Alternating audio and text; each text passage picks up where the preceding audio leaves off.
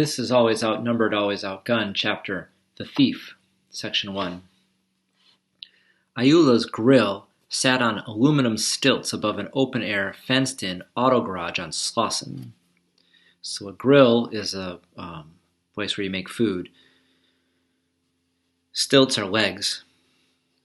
And an auto garage is a place where you repair cars.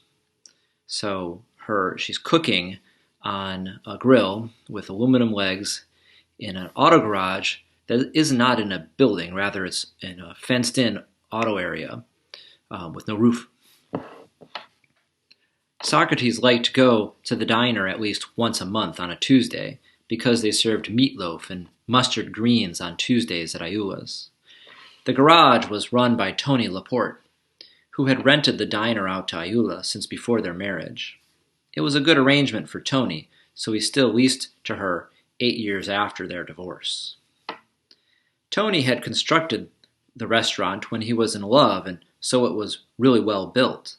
The diner was made from 2 large yellow school buses that Tony had welded together side by side. One bus held the counter where the customers sat, while the other one held the kitchen and storage areas. The banistered stairway that led up to the door was aluminum also. Aluminum is a not very heavy metal. When Ayula closed for the night, she used a motor-driven hoist to lift the staircase far up off the street. A hoist is like a crane, so there's a motor that lifts the stairs up so that people can't climb in and steal her stuff. Then she'd go through the trapdoor down a wooden ladder to Tony's workspace, let herself out through the wire gate, and set the heavy padlocks that Tony used to keep thieves out. If the locks failed to deter an enterprising crook, there was still Tina to contend with. Okay? To deter is to keep someone from doing something. Enterprising means someone who's really highly motivated to try something. And a crook is a thief. So if the locks failed to stop a motivated thief, there was still Tina to worry about. Tina was a 100-pound mastiff, that's a type of dog, who hated everybody in the world except Ayula and Tony. Tina sat right by the gate all night long, paws crossed in a holy prayer that some fool might want to test her teeth. She was waiting that afternoon as Socrates approached the aluminum stairs. She growled in a low tone, and Socrates found himself wondering if he would have a chance to crush the big dog's windpipe before she could tear out his throat. It was an idle thought, the kind of question that men discussed when they were in prison. In prison, studying for survival was the only real pastime. How many ways were there to kill a man? What was more dangerous in a close fight, a gun or a knife? How long could you hold your breath underwater if there were policemen looking for you on the shore? Will God really forgive any sin? Thinking about killing that dog was just habit for Socrates. The habit of 27 years behind bars, out of 58. As he climbed the aluminum staircase, he thought again about how well built it was. He liked the solid feeling that the light metal gave. He was happy because he could smell the mustard greens. He could almost taste the meatloaf. Section 2. "Shut that door," Ayula shouted, her back turned to Socrates. "The flies like to eat me up in here. The flies are going to eat me up in here. You shouldn't cook so well if you don't want any notice, Ayula." Socrates slammed shut the makeshift screen door and walked up the stepwell into the bus. The diner was still empty at 4:30. Socrates came early because he liked eating alone. He went to the stool nearest Ayula and sat down. The musical jangle or noise of coins came from the pockets of his army jacket. "Have you been collecting cans again?" Ayula had turned around to admire her customer. Her face was a deep amber color, splattered with dark freckles, especially around her nose. She was wide-hipped and large-breasted. 3 gold teeth decorated her smile, and she was smiling at Socrates. She put a fist on one hip and pushed her apron out, making an arc that brushed her side of the counter.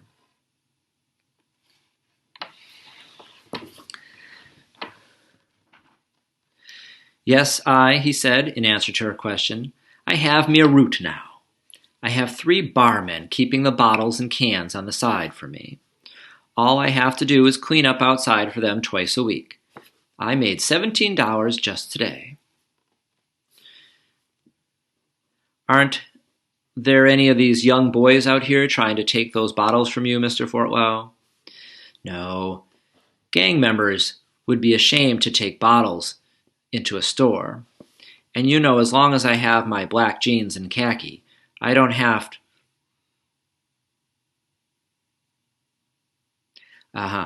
And you know that as long as I have my black jeans and khaki, I don't have any colors to get those young men mad.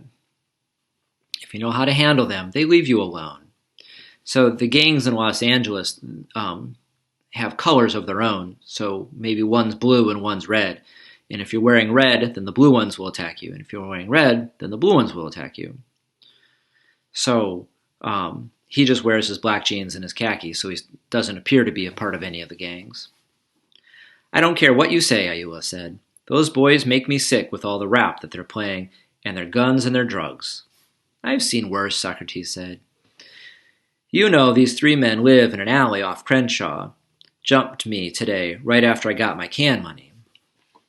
They did? The fools thought they could take me. Socrates held out his big black hand. The thick fingers were the size of large cigars. When he made a fist, the knuckles rode high like 4 deadly fins. Ayula was impressed. Did they hurt you? She asked. Socrates looked down at his left forearm. There, near the wrist, was a sewn-up tear and a dark stain. What's that? Ayula cried. One fool had a bottle edge. He won't try and cut me again. Did you break the skin? Not too much. Have you been to a doctor, Mr. Fortwell? No, I went home and cleaned it out. Then I sewed up my coat. I cracked that boy's arm because he had ripped my coat. You better get down to the emergency room, Ayula said. That could be infected. I cleaned it well, but you could get lockjaw. Lockjaw is another word for a disease called tetanus. Not me. In the penitentiary, or jail, they gave you a tetanus booster every year. You might get a broken jaw in jail, but you're never going to get lockjaw. Tetanus is a disease that causes the muscles of your jaws to lock shut. Socrates laughed and set his elbows on the counter. He cleared his throat and looked at Ayula, watching him. Behind her was the kitchen and a long frying grill.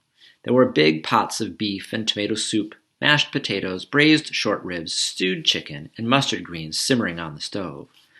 The meatloaves, Socrates knew from experience, were in bread pans in the heating pantry above the ovens. It was hot in Ayula's diner. Hotter under her stare. She put her hand on Socrates' arm. You shouldn't be out there hustling bottles, Mr. Fortwell, she said. Her voice was like the rustling of coarse blankets. I have to eat, and you know jobs don't grow on trees. Ayula? Anyway, I have a bad temper. I might turn around one day and break a boss man's nose. Ayula laid her finger across his knuckle bones. You could work here, she said. There's room enough for 2 behind this counter. Ayula turned her head to indicate what she meant. In doing so, she revealed her amber throat. It was a lighter shade than her face. He remembered another woman, just a girl really, and her delicate neck. The woman died by the same hand that Ayula stroked. She died and hadn't done a thing to deserve even a bruise.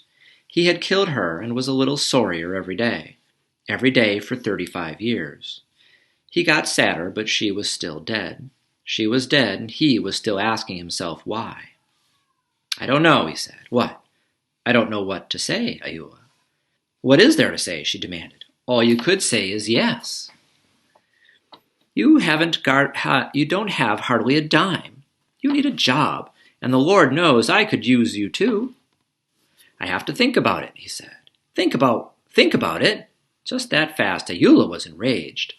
Think about it? Here I am offering you a way out of that hole you are in. Here I am offering you a life. And you have to think about it? Look out here in the streets around you, Mr. Fortlow. There isn't any choice out there. There isn't anything to think about out there. Socrates didn't have to look around to see the boarded-up businesses and stores, the poor black faces and brown faces of the men and women who didn't have a thing. Ayula's diner and Tony's garage were the only working businesses on that block. And he hated bringing bottles and cans to Ralph's supermarket on Crenshaw. To get there, he had to walk for miles, pulling as many as 3 grocery carts linked by twisted wire coat hangers. And when he got there, they always made him wait, made him stand outside while they told jokes and had coffee breaks. And then they checked every can. They didn't have to do that. He knew what they took and what they didn't. He came in twice a week with his cans and bottles, and nobody ever found one Kessler's root beer or Bubble Up in the lot. But they checked every one just the same. And they never bothered to learn his name. They called him Pop or Old Man. They made him wait and checked after him like he was some kind of stupid animal. But he took it. He took it because of that young girl's neck, because of her boyfriend's dead eyes. Those young people in Ralph's were stupid and arrogant and mean, but he was evil. That's what Socrates thought. That's what he believed. Well, Ayula asked, I'd like some meatloaf, Ayula. Some meatloaf with mashed potatoes and greens. From the back of her throat, Ayula hissed, Damn you. Section 3. Socrates felt low, but that didn't affect his appetite. He'd learned when he was a boy that the next meal was never a promise. Only a fool didn't eat when he could. He laced his mashed potatoes and meatloaf with pepper sauce and downed or ate the mustard greens in big, noisy mouthfuls. When he was finished, he looked behind the counter hoping to catch Ayula's eye. Ayula would usually give Socrates seconds while smiling and complimenting him on the good appetite he had. You eat well, but you don't let it turn to fat, she'd say, admiring his big muscles. But now she was mad at him for insulting her offer. Why should she feed the kitty when there wasn't a chance to win the pot? See, this is a card game analogy. The kitty is where, when you're betting in a card game, you put money into the kitty, what is called the kitty, and whoever wins gets the kitty. So why should you, if you don't have a chance to win, why should you bet to put more into the kitty? Socrates said. What do you want? It was more of a dare than a question. Just some coffee, babe, he said. Ayula slammed the mug down and flung the Pyrex coffee pot so recklessly that she spilled half of what she poured. But Socrates didn't mind. He was still hungry and so finished filling the mug with milk from 2 small serving pitchers on the counter. He had 11 quarters in his right-hand jacket pocket, $2.50 for the dinner, and 25 cents more for Ayula's tip. That was a lot of money when all you had to your name was 68 quarters, 4 dimes, 3 nickels, and 8 pennies. It was a lot of money but Socrates was still hungry, and that meatloaf smelled better than ever. Ayula used sage in her meatloaf. He couldn't make it himself because all he had at home was a hot plate, and you can't make meatloaf on a hot plate. Ayula! Socrates turned to see the slim young man come up into the bus. He was wearing an electric blue exercise suit, zipped up to the neck, and a bright yellow headband. Wilfred? There were no seconds in Ayula's voice. How are things going? The young man asked. Pretty good if you don't count for half of it. Uh-huh, he answered, not having heard. And where's Tony today? It's Tuesday, isn't it? Yeah. Then Tony's down at Christ Congregational setting up for bingo. Well, bingo is a game that people play, and they often play it at church to raise money. Wilfred sat himself at the end of the counter, 5 stools away from Socrates. He caught the older man's eye and nodded, as black men do. Then he said, I have built me up a powerful hunger today, Ayula. I have 2 hollow legs to fill. This is another saying when someone's eaten a whole lot of food and it wouldn't seem to fit in their stomach. They can say that they put it in their hollow leg. What do you want? She asked, not at all interested in the story he obviously wanted to tell. Do you have a steak back there in the box? Man, she would have spit on the floor if she wasn't in her own restaurant. Okay. I'll tell you what.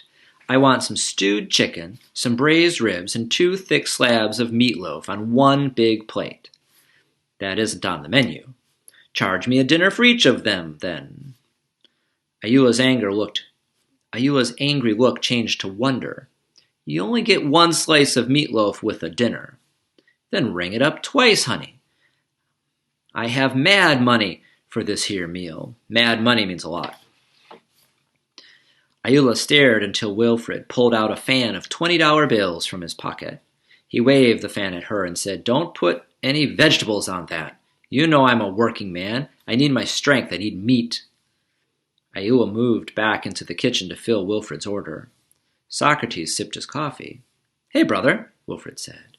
Socrates looked up at him. "How are you doing?" the young man offered. "Okay, I guess." "You guess? It depends. It depends on what? On what comes next." When Wilfred smiled, Socrates could see that he was missing one of his front teeth. "You are just living minute to minute, huh?" the young man said. "That's about it. I used to be like that. Used to be. That is, until I found me a good job." Wilfred sat back as well as he could on the stool and stared at Socrates as if expecting to be asked a question. Socrates took another sip of coffee. He was thinking about another helping of meatloaf in his quarters, about Ayula and that long-ago dead girl. He didn't have any room for what was on the young man's mind. Ayula came out then with a platter loaded down with meats. It was a steaming plate looking like something out of the dreams Socrates had had when he was deep inside of his jail sentence. "Put it over here, over there, Ayula." Wilfred was pointing to the place next to Socrates. He got up from his stool and went to sit behind the platter. He was a tall man, in his 20s. He had shaved that morning and had razor bumps along his jaw and throat. His clothes were bulky, and Socrates wondered why. He was thin and well-built, obviously from the hood. Socrates could tell that from the hunger he brought to his meal. "What's your name, man?" So Wilfred asked. "Socrates." "Socrates, where'd you get a name like that?"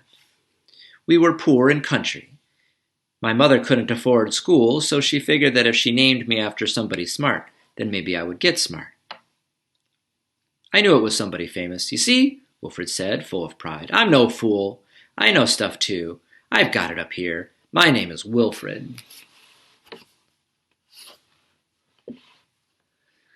Socrates breathed in deeply the smells from Wilfred's plate.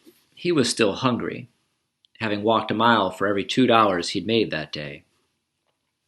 His stomach growled like an angry dog. "What are you eating, Sacco?" Wilfred asked. Before giving him a chance to answer, he called out to Ayula.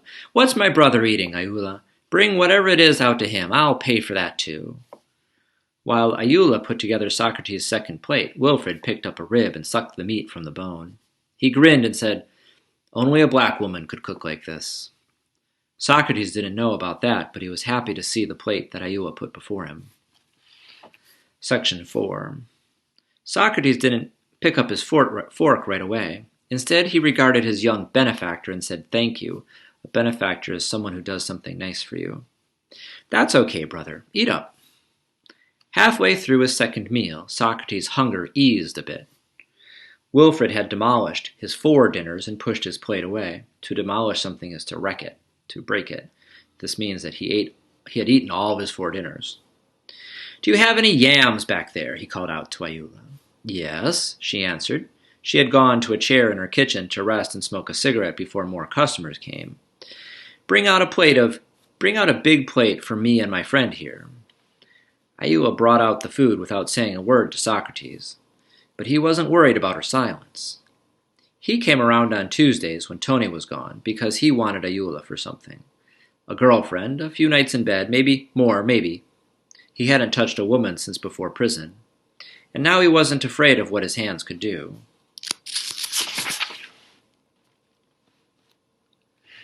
Ayula was petulant, but she didn't understand how scared he was even to want her. Petulant means that she was upset. She had injured pride. She was upset because she had offered a job and possibly a relationship to Socrates, but he had refused.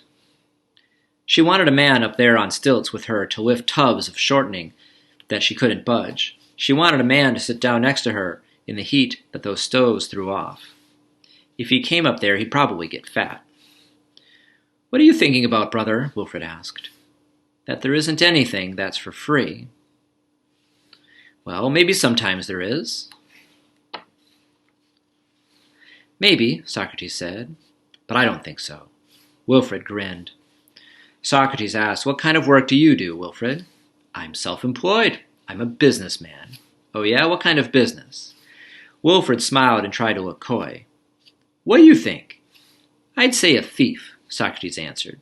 He speared a hot yam and pushed it into his mouth. Wilfred's smile widened, but his eyes went cold. "Do you have something against a man making a living?" he asked. "It depends." "Depends on what?" "On if it's wrong or not." "Stealing, man. It's all the same thing. You got it, I take it." "If you say so." "That's what I do say," Wilfred said. "Stealing's right for the man taking and wrong for the man being took. That's all there is to it." Socrates decided that he didn't like Wilfred, but his stomach was full and he'd become playful. "But if a man takes some bread and he's hungry and he's starving," he said, "that's not wrong to anybody. That's good sense." "Yeah, you're right," Wilfred conceded. "But suppose you're hungry for a good life, for a nice house with a bathtub and not just some shower. Suppose you want some nice shoes and socks that don't bust out through the toe of your shoe the first time you wear them. Or bust out the toe, so the sock doesn't break. That depends too." "Depends on what?" "What I want doesn't depend on a thing." Wilfred's smile was gone now. "Maybe not. I mean, maybe the wanting doesn't depend on anything, but how you get it does, though." "Like, what do you mean?" "Well, let's say that there's a store selling this good life that you're so hungry for. They have it in a box somewhere. Now you go and steal it. Well, I guess that's okay. That means the man got the good life, has given it to you." "That's cool." "Man," Wilfred said, "if they had a good life in a box, I'd steal me 100 of those things. I'd be right down here on Adams selling them for half price." "Uh-huh. But they don't have it in a box now, do they?" "What are you trying to say, man?" Wilfred was losing his patience. He was, Socrates thought, a kind benefactor as long as he didn't have to see a man eye to eye. "I'm saying that this good life that you are talking about stealing comes out of your own brother's house. Either you're going to steal it from a man like me, or you're going to steal from a shop where I do my business. And every time I go in there, I am paying for security cameras and security guards and up-to-the-roof insurance policy prices that they have to pay off, what people have been stealing. And they are going to raise the prices higher and higher to pay the bills, with a little extra to pay us back for you stealing." Socrates thought that Wilfred might get mad. He half expected the youth to pull out a gun. But Socrates wasn't worried about a gun in those close quarters. He was stronger than Wilfred, and, as he had learned in prison, a strong arm can beat a gun up close. But Wilfred wasn't mad. He laughed happily. He patted Socrates on the shoulder, feeling his hard muscle, and said, "You got a good tongue there, brother. You're as good as a preacher or a cop when it comes to talking that talk." Wilfred stood up, and Socrates swiveled around on a seat ready for the fight. Ayula sensed the tension and came out with a cigarette dangling from her lips. Wilfred stripped off his exercise jacket and stepped out of the gaudy or ugly nylon pants. Underneath, he was wearing a two-piece tweed suit with a brown suede vest.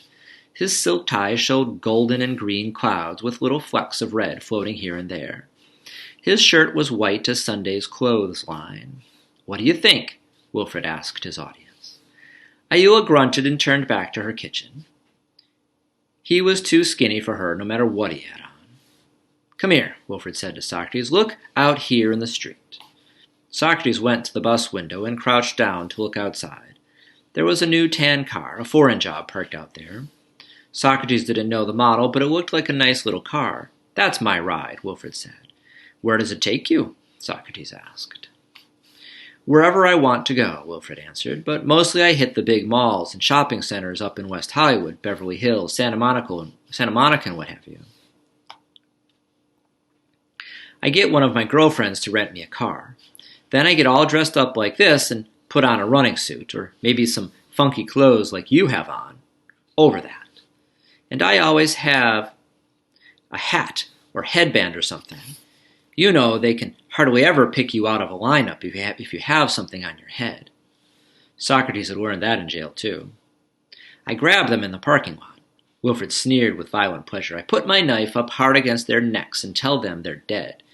You know I don't care if I cut 'em up a little bit. I had one Japanese girl who peed on herself." Wilfred waited for a laugh or something. When it didn't come, the jaunty or arrogant young man went back to his seat. "You don't like it," Wilfred said. "Too bad." "I don't give a care about what you do, boy," Socrates answered. He sat back down and scooped up the last bit of gravy in a spoon. "I can't keep a fool from making mistakes." "I'm no fool, old man, and I don't make mistakes either.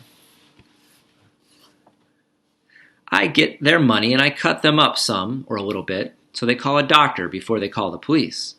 Then I run and throw off my disguise. When the cops come, I'm in my suit, in my car coming home. And if they stop me, I look up all innocent and I lie and tell them that I work for A&M Records. I tell that I'm a manager in the mailroom over there. No, sir, I don't make any mistakes." "Uh-huh," Socrates said. He put a yam in his mouth after dipping it in the honey butter sauce at the bottom of the dish. It was just about the best thing he'd ever had. "Man, are you going to sit there and insult me with your mouth full of the food that I'm buying?" Wilfred was amazed. "You asked me and I told you," Socrates said. "I don't care what you do, boy, but that doesn't mean that I have to call it right." "What are you talking about, man? I'm not stealing from a brother. I'm stealing from where no poor brothers live. I'm taking the good life from people who have it, just like you said." "You called my clothes funky, didn't you, boy?" "Hey, man, I didn't mean anything." "Yes, you did," Socrates said. "You think I'm funky and smelly and I don't have any feelings. That's what you think. You don't see that I keep my socks darned, or I fix my socks when they get old, and my clothes clean. You don't see that you're walking all over me like I was some piece of dog poop. And you don't care. You just put on a monkey suit and steal a few pennies from some poor woman's purse. You come down here slumming, flashing your $20 bills, talking big. But when you're all through, people are going to look at me like I'm bad. They're scared of me because you're out there pretending that you are me robbing them." Wilfred held up his hands in a false gesture of surrender and laughed. "You're too deep for me, brother," he said. He was smiling, but alert to the violence in the older man's words. "Way too deep. You're the one shoveling it, man. You're the one out there stealing from the white man and blaming me. You're the one that wants to be like them in their clothes. You're hating them and dressed like the ones you hate. You don't even know who you are." Socrates had to stop himself from hitting or striking Wilfred. He was shaking, scared of his own hands again.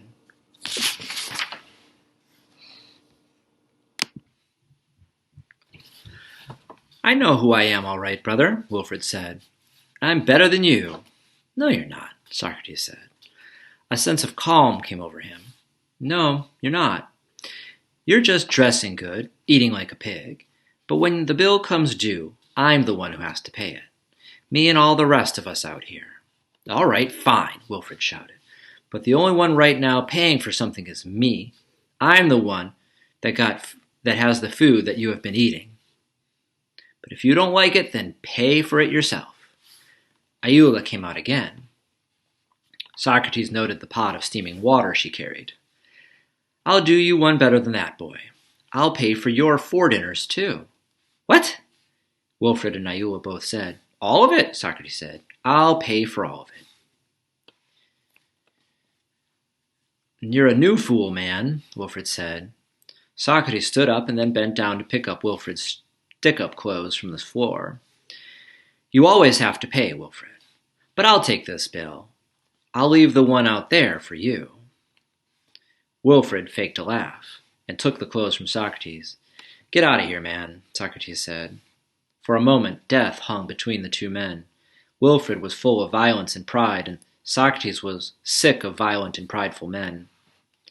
I don't want any trouble in here now, Ayula shouted when she couldn't take the tension any more. Wilfred smiled again and nodded. You win, old man, he said. But you are crazy, though. Just get out of here, Socrates said. Go. Wilfred considered for the final time doing something. He was probably faster than the old man, but it was a small space, and strength canceled out speed in close quarters. Socrates read all of that in Wilfred's eyes. Another young fool, he knew, who thought freedom was out the back door and in the dark. Wilfred turned away slowly, went down the stairwell, and then down the aluminum staircase to the street. Socrates watched the tan car drive off. Section 5. You are insane, Socrates Fortlow. You know that? Ayula said. She was standing on her side of the counter in front of 17 stacks of 4 quarters each. You have to pay for your dinner, But why do you have to pay for him? He had money. That was just a loan, Ayula. But the interest was too much for me. You're not responsible for him. You're wrong there, baby. I'm paying for men like that every day, just like his daddy paid for me. You're a fool. But I'm my own fool, I don't get it, she said. If you are so upstanding and hard-working and honest, then why don't you want to come here and work for me? Is it because I'm a woman? Because you don't want to work for a woman? Socrates was feeling good. He had a full stomach. The muscles in his arms relaxed now that he didn't have to fight. There was an ache in his forearm from where he'd been cut, too. But as the prison doctor used to say, pain was just a symptom of life. Socrates laughed. You're a woman, all right. I know you had that boiling water out there to save me from Wilfred. You're a woman, all right, and I'm going to come back here every Tuesday from now on. I'm going to come see you, and we're going to talk, too, Mama. Yeah, you're going to be seeing much more of me. He got up and kissed her on the cheek before leaving. When his lips touched her skin, a sound came from the back of her throat. Socrates heard that satisfied hum in his dreams every night for a month. Section 6. Socrates only had 4 dimes, 3 nickels, and 8 pennies left to his name. If he took a bus, he'd be broke, but he was just as happy to walk. On the way home, he thought about finding a job somewhere. Some kind of work, he thought, where you didn't have to bleed and die for your meal.